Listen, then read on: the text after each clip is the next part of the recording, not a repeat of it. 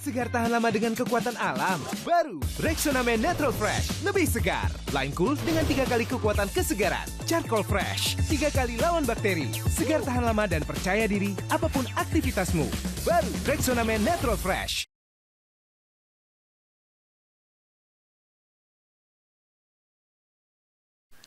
Kevin De Bruyne datang. Apakah ini pertanda ujung-ujungnya City lagi yang juara? Kita bahas di The Derby.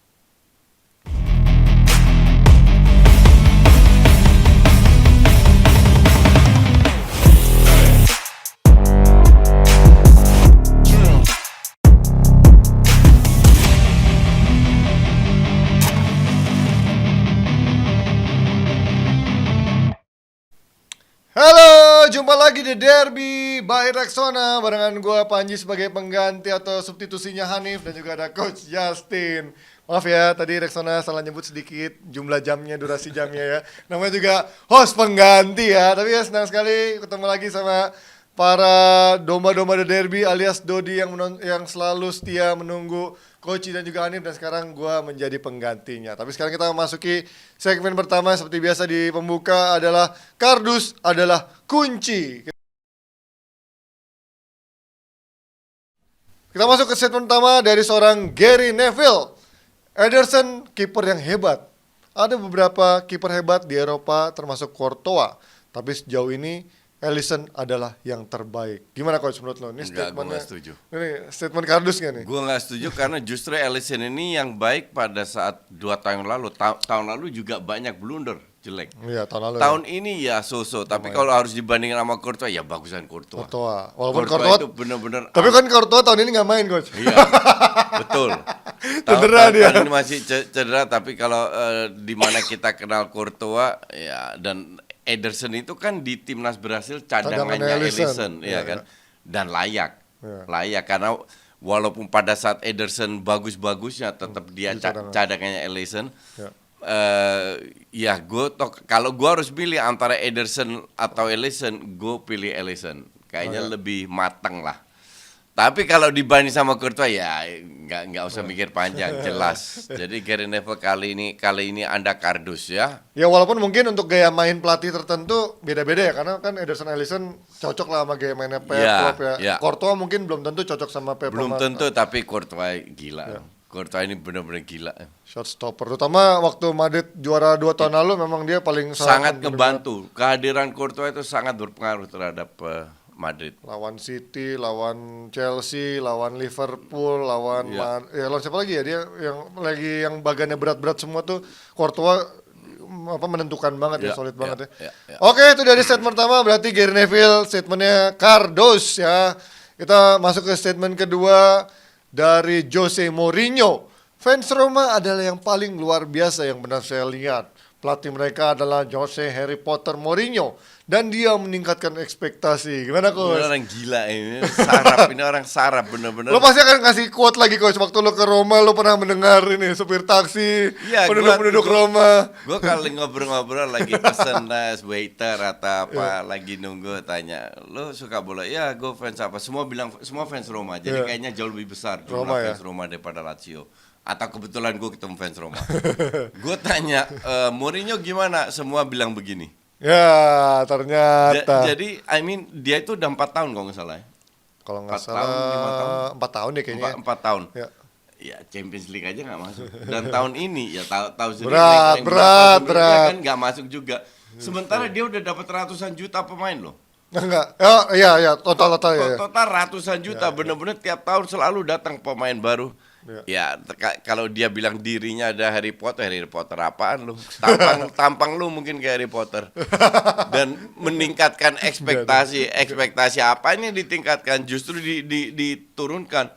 Bahkan gue baca artikel, gue nggak tahu bener atau enggak. Kayaknya kontraknya Mourinho nggak diperpanjang. Oh. Ya iyalah.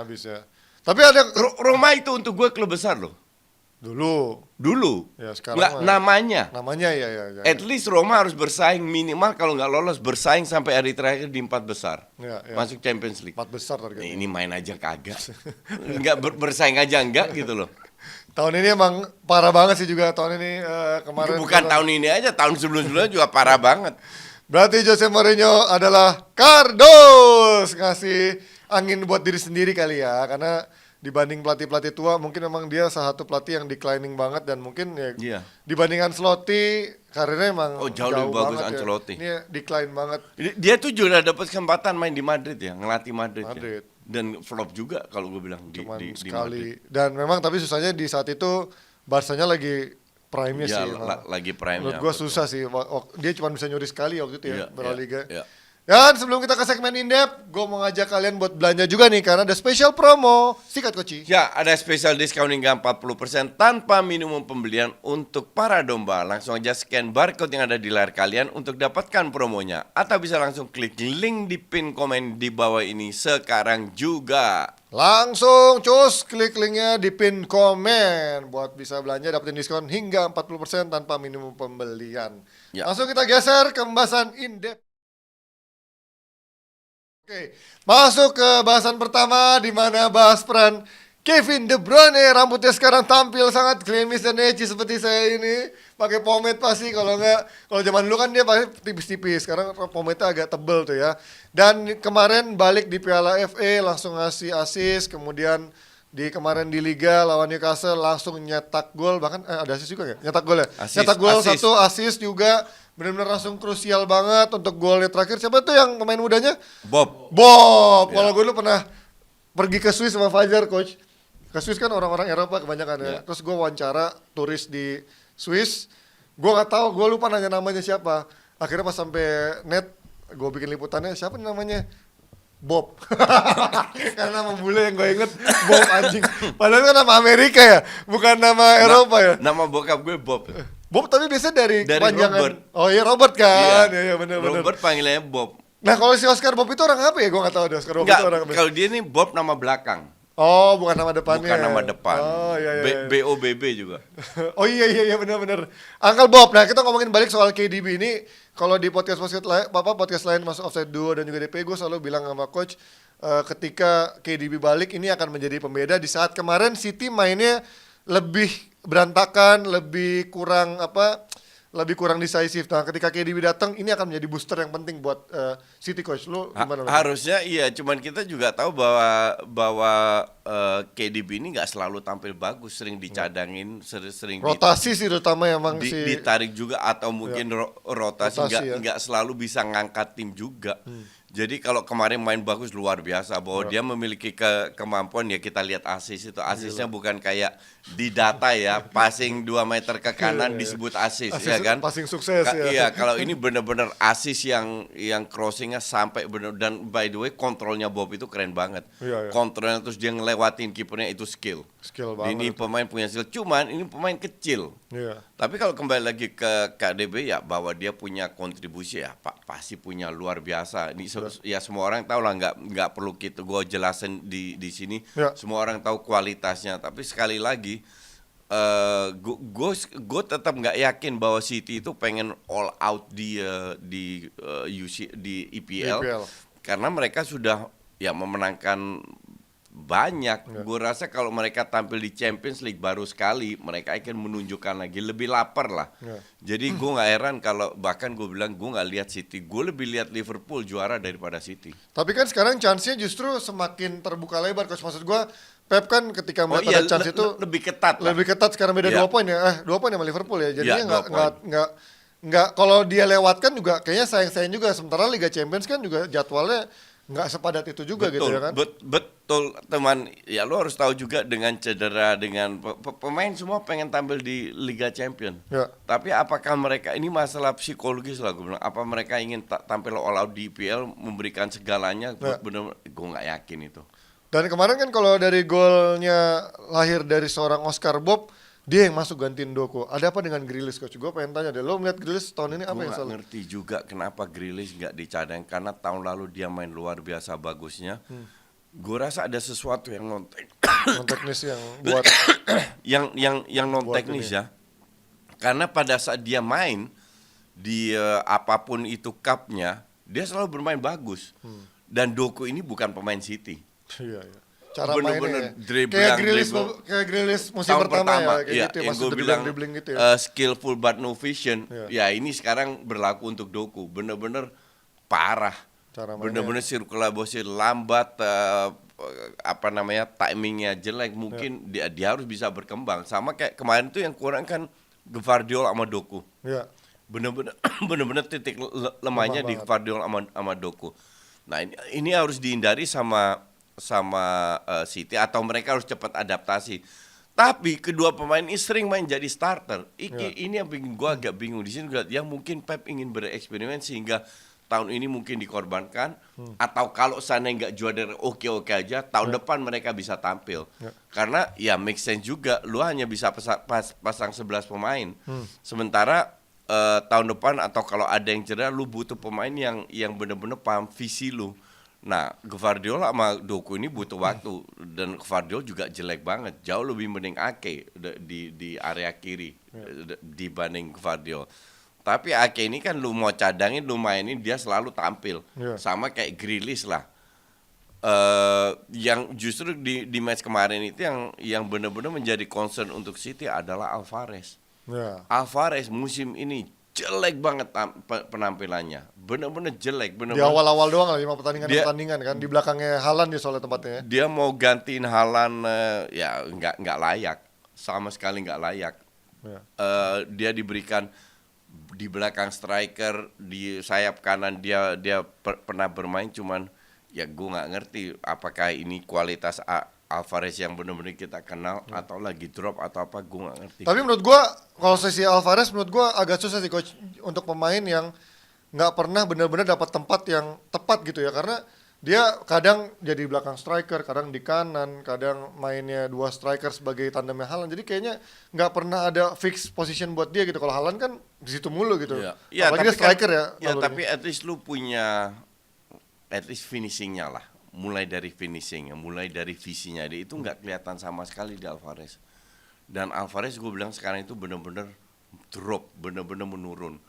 Entah apa gimana ya, gue nggak ngerti apa yang terjadi. Cuman yang jelas kedua pemain Alvarez ini nggak ngebantu. Tunggu sampai Haaland balik. Dan kita juga nggak tahu apakah nggak ada cedera lagi satu City ya belum tentu juga kan, ya kan. Dan performa ini kan kembali mereka tetap manusia, bisa bermain jelek. Tapi yang kemarin gue ngelihat agak kelihatan lebih daripada biasanya lagi, seperti biasanya dulu adalah Bernardo Silva gitu. Kemarin gue ngelihat babak pertama dominan banget ya. Ini gue udah lama gak ngeliat Silva yang sebuas ini, yang bisa kontrolnya bagus banget, ngegolinnya bagus, cut inside-nya bagus banget. Dan menurut gue ketika ada KDB dan Rodri ada, Silva yang kayak gini ya akan menurut gue lebih banyak kelihatannya coach, karena beban dia untuk lebih banyak ke tengah untuk ngejemput bola tuh lebih berkurang gitu. Dia bisa lebih fokus bantu serangan dan nyetak gol nggak sih ngeliat lah Bernardo Silva? Bernardo Silva juga diberikan sama Pep peran yang beragam. Sering kali dari kanan masuk kanan, tengah di belakang striker, playmaker, bahkan deep lying playmaker, turun ke bawah ambil bola dan lain.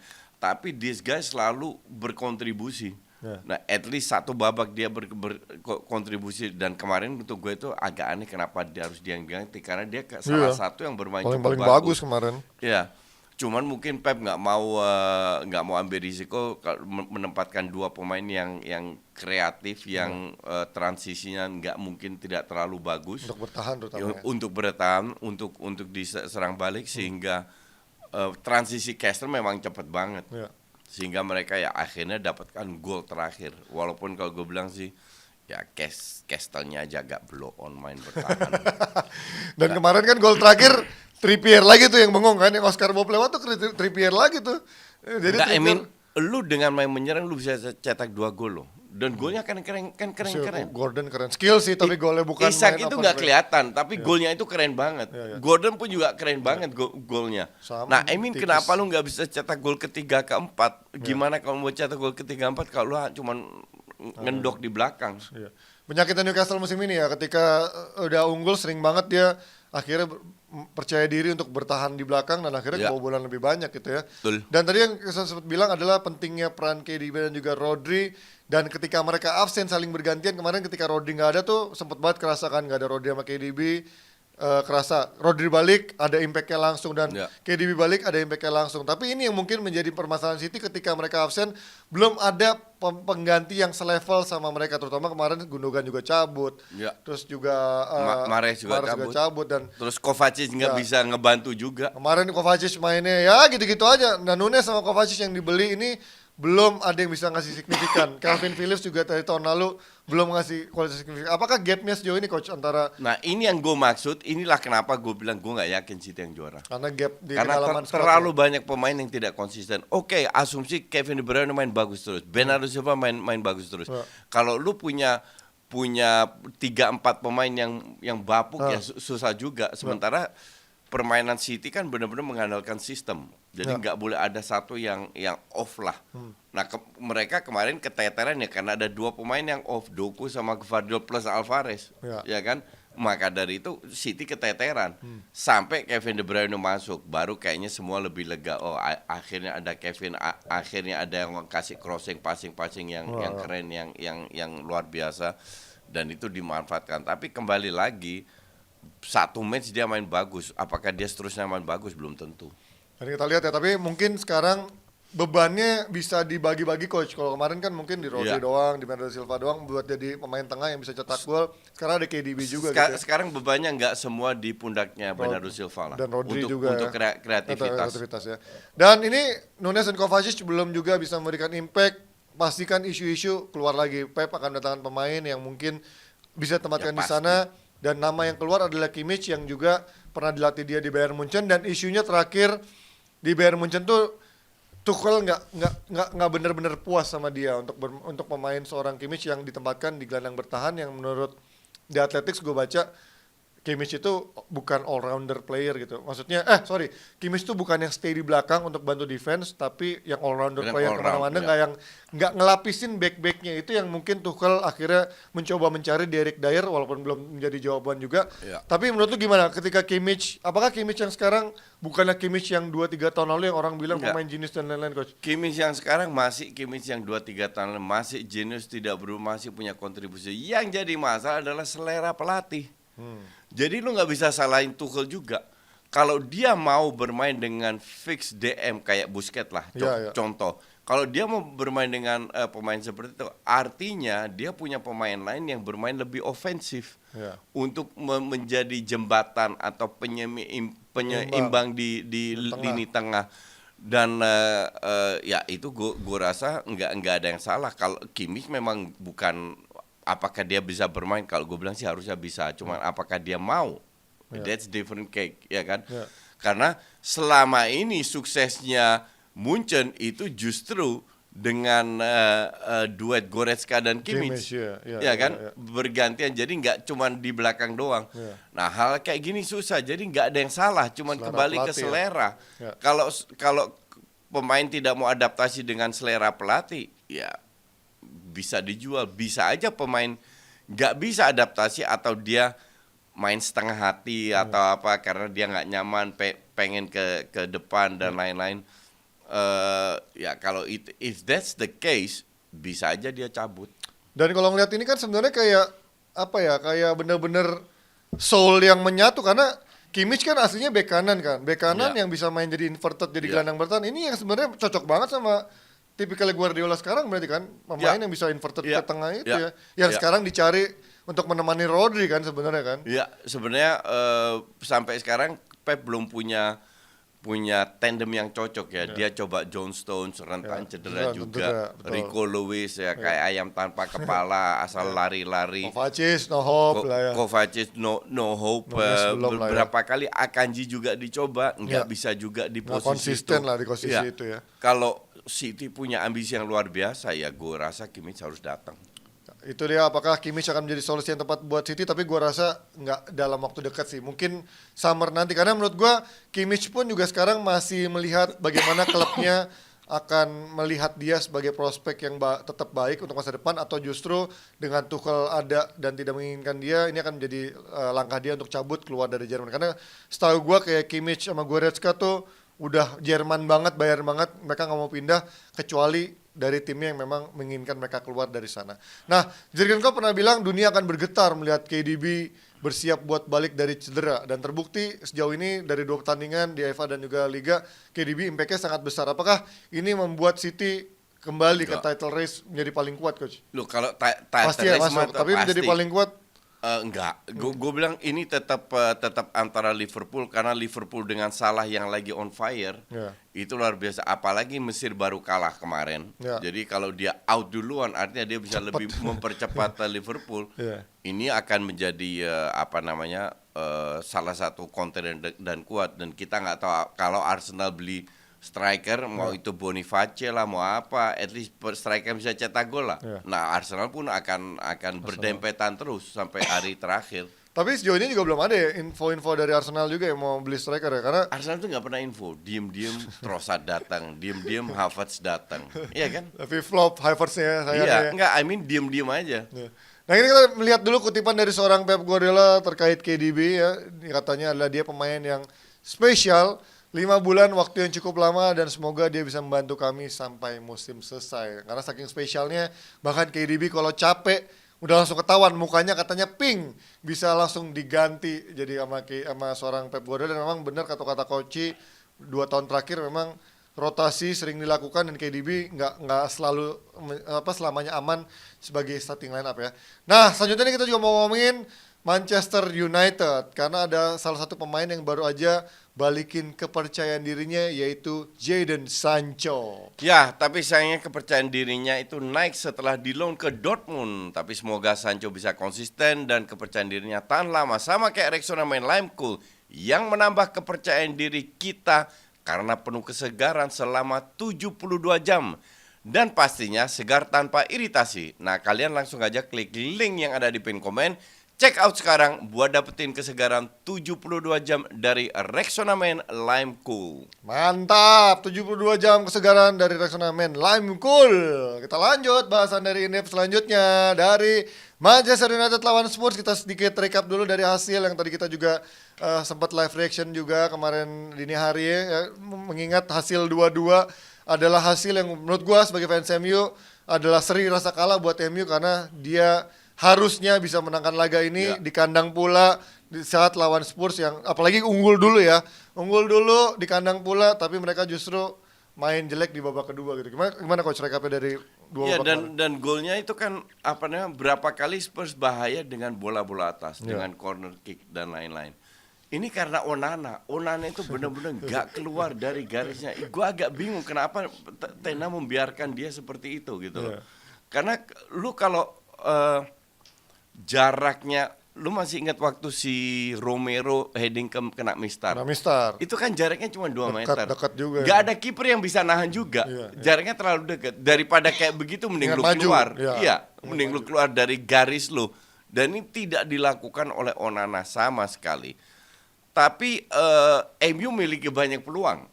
Dan Rashford at least lebih bagus daripada sebelum-sebelumnya, walaupun berapa keputusan dia ambil terlalu egois, agak jelek. Cuman serangan itu cukup varian dari MU. Højlund akhirnya cetak gol dan golnya keren. Jadi gue bilang kali ini MU kehilangan 2 poin. Cuman Spurs away itu membahayakan. Arsenal juga kehilangan 2 poin loh lawan Spurs. Betul. Dan bahkan lawan Liverpool menang mereka. Justru Spurs ini jebloknya lawan tim di luar Big Six. Lawan Big Six mereka selalu tampil bagus. Hanya kalau lu lihat di selama 90 build up-nya keren. Organisasinya, positioningnya selalu ada pemain di tengah. Di situ MU kalah, terutama di babak kedua. Gol kedua itu Maino kehilangan, dia kurang cover lini tengah sehingga dengan gampang passing ke orang yang kosong, Bentancur kalau nggak salah, yang bisa penetrasi ke dalam. Ketemu Evans pula, yang katro gitu. Cuma secara overall dua-dua fair lah, cukup fair. Kalau MU lebih ngegas lagi, terutama dari sisi organisasi, MU harus belajar banyak bahwa sepak bola itu tidak hanya menyerang tapi juga bertahan dan transisi. Tapi kalau kita lihat dari hasil seri ini kan, balik lagi yang kita sering bahas dulu, kita sering banget fans-fans di luar sana termasuk lu kan ngatain Chelsea gitu yang ada di posisi jauh, menang kalah posisi 10 aja, bedanya 8 poin, 7-10 poin dari tim peringkat 4 dan juga 5. Tapi sekarang bedanya sama MU cuma 1. Menurut lu MU udah dalam ya sebuah Iya. sebuah fatal nggak sih? MU kayaknya? beruntung bahwa Lisandro sama Casemiro sudah Udah turun. Ya kita lihat Casemiro belum turun tapi udah di Oh, bench. enggak, tadi. udah di bench. bench, ya. Ya kita lihat bahwa Maino ini pemain yang luar biasa, tapi tidak bisa selalu konsisten Ya, pemain as a muda. starter Ya. karena terlalu muda. Betul. Eriksen usianya sudah pelan-pelan kelihatan. Sudah kayak Jadi kakek. jadi Eriksen sebagai subs oke, Maino sebagai subs oke, bisa bergantian atau dengan McTominay Ya. di tengah bermain dengan Casemiro. Nah, ini sebuah plus point. Lisandro Martinez udah main berapa menit? Ya. At least jauh lebih bagus daripada Evans. Iya kan? Nah, hal-hal kayak begini itu akan mengangkat percaya diri MU lagi. Maka dari itu gue bilang jangan kaget kalau MU naik terus. Nanti kalau semua full team turun, belum Maguire-nya turun. Dan kita nggak tahu pemain mana yang dan MU butuh pemain depan kalau gue bilang ya. Iya, tapi nggak ada duit. Pemain ya entah di loan entah apa. Iya, loan sih paling. Cuman kalau lihat sekarang ya parah juga pemain depannya. Dan di saat pemain parah-parah itu kita melihat justru ada pemain yang merasa lebih bahagia di sana, terutama waktu dia gabung ya itu seorang Jadon Sancho. Dia berapa kali menunjukkan this is my home dan lain-lain, menunjukkan kayaknya dia happy banget. Dan juga kemarin langsung ngasih assist untuk gol sahabatnya Marco Reus di laga Dortmund kemarin malam.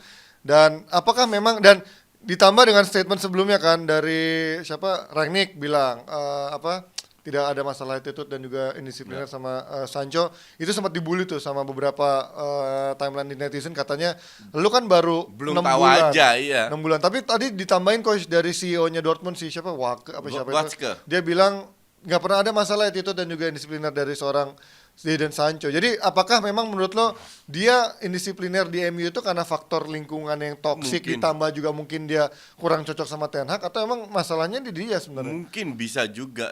Gini, dia itu Cocok-cocokan sekarang juga sih. dia kan sekarang dapat second chance. Ya. Dia harus membuktikan sekarang dengan second chance ini bahwa dia punya value yang eventually bisa dijual. Ya. Seperti tadi di pas live commentary kita bahas, bisa aja Ten Hag dipecat. Betul. Bisa juga dia dijual. Bisa juga dia dijual. Dan anything can happen. Ya. Cuman sekarang gue rasa kalau gue jadi Sancho nggak usah mikir yang itu-itulah. Yang penting Lu harus main fokus dulu. ke permainan lu bahwa lu bisa jadi starter terus dan bermain bagus terus. Ya. Karena Dortmund butuh dia juga. Dortmund berada di rank berapa? 5-6 kalau nggak salah. Iya. Bukan Bukan 1 empat 2 besar 3 ya, bukan empat besar. Bukan 4 besar. Ya. Jadi Dortmund pun penampilan musim ini nggak terlalu konsisten dan butuh seorang Sancho yang lagi on fire. Ya. Apakah dia bisa? Ya buktikan aja. Ya. Kan lu nggak tahu apakah dia ntar bisa bentrok dengan pelatihnya atau enggak.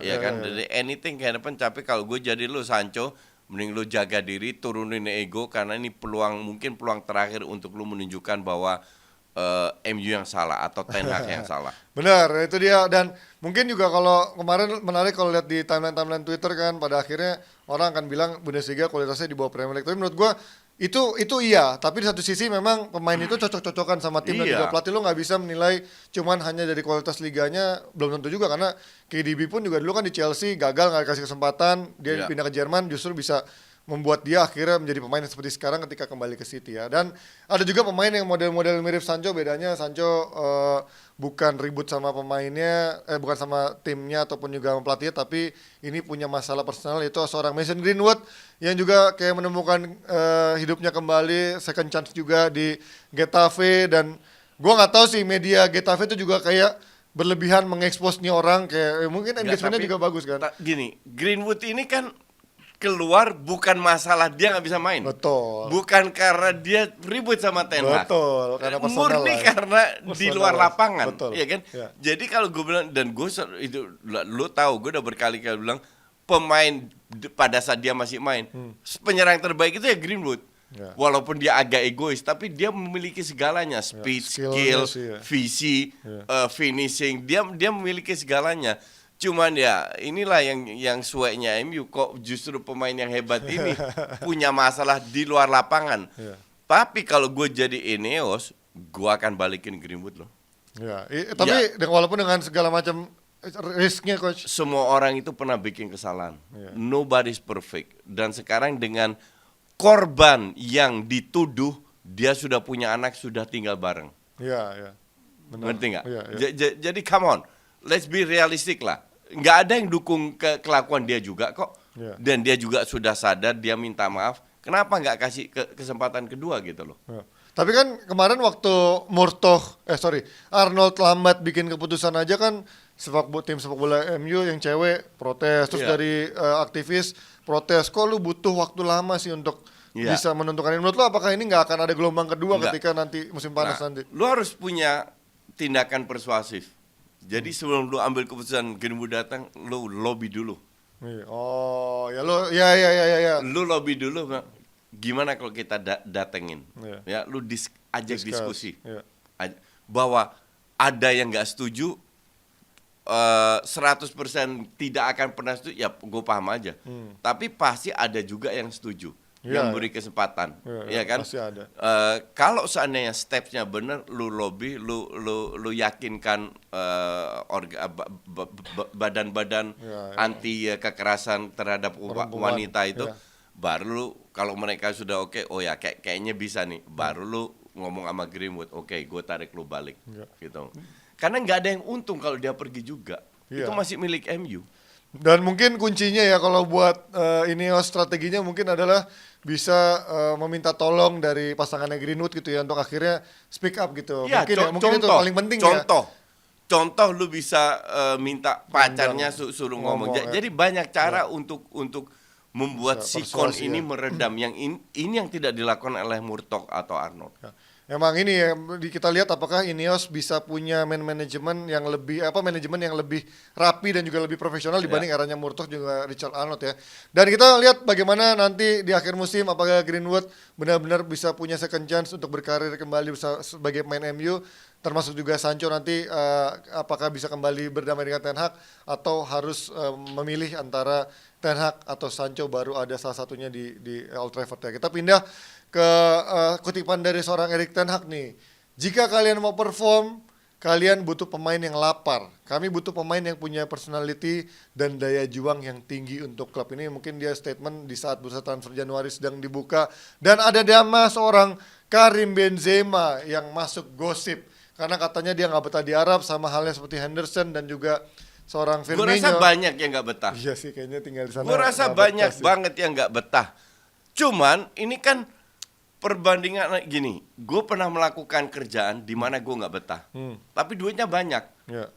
Nah, Iya. maksimal berapa setengah tahun lah. Kasih waktu lah tuh Ya, berapa duit. setengah tahun, setahun gue mundur karena gue nggak happy. Cuman karena duit aja. Iya. Dan pemain-pemain ini kan juga gitu. Nabung dulu setahun Iya. ya. Lu udah dapat dan duitnya gila. Bener-bener gila. Bener-bener puluhan juta yang mereka nggak bisa dapat di klubnya yang lain. Iya. Tapi kalau lu nggak happy, ya susah. Kan soal Saudi itu kan gue udah berkali-kali jelaskan bahwa sikonya itu berbeda. Walaupun sekarang Saudi udah terbuka ya, jauh lebih terbuka. Iya.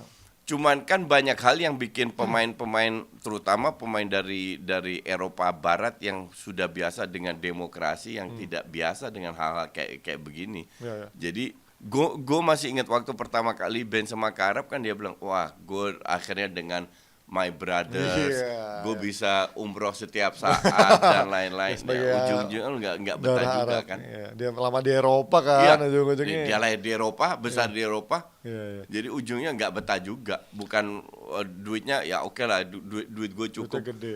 Mungkin dia masih merasa bahwa ada klub besar, mungkin bukan hanya MU. Iya. Ada beberapa klub yang ingin incer dia. Ya why not gitu loh. Ya mungkin dia juga merasa kali aja membawa MU kembali ke papan atas adalah sebuah challenge baru buat dia di saat dulu kan di Madrid dia sudah memenangkan segalanya Iya. kan ya.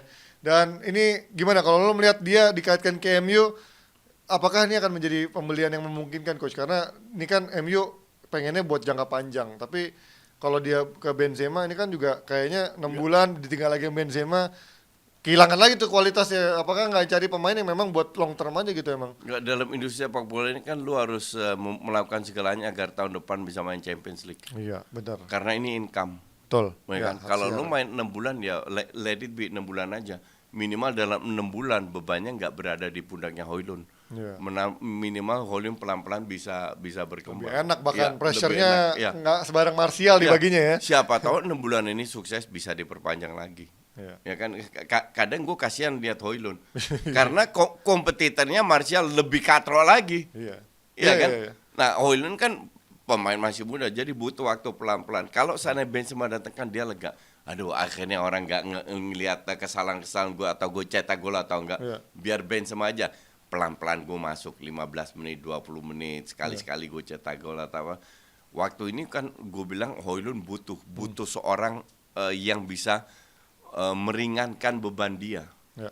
Dan ini gue sempat baca juga dari press conference Ten Hag kan terkait Anthony kan ditanya gimana performa segala macam, dia membela kan. When you sign a talent, ya lo harus sabar gitu menunggu proses ini, maksudnya mungkin talenta yang potensial bukan yang pemain udah jadi gitu. Menurut lo untuk sekelas MU seberapa lama sih harus menunggu kayak pemain-pemain yang dibeli kayak Anthony, Højlund, siapa lagi ya?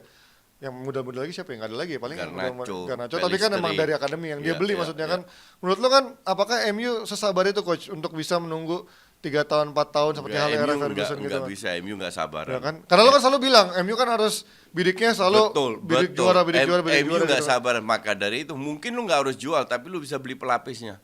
Jadi 2 pemain, ya lu kalau sekarang Anthony kan berapa kali cadangin Garnacho yang dipasang di kanan, walaupun sebenarnya posisinya di kiri. Betul. Ya kan? Ya. Harusnya kan Rashford, Garnacho gantian, Pellistri sama Sancho. Greenwood harusnya. Greenwood Pellistri lebih parah lagi kan. Nah, tapi karena si Sancho ini, si Anthony ini nggak perform sama sekali, ya udah gue geser Garnacho aja ke kanan. Ya kan?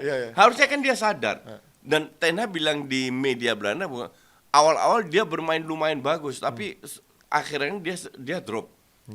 Musim ini dia benar-benar drop. Ten Hag juga nggak tahu kenapa.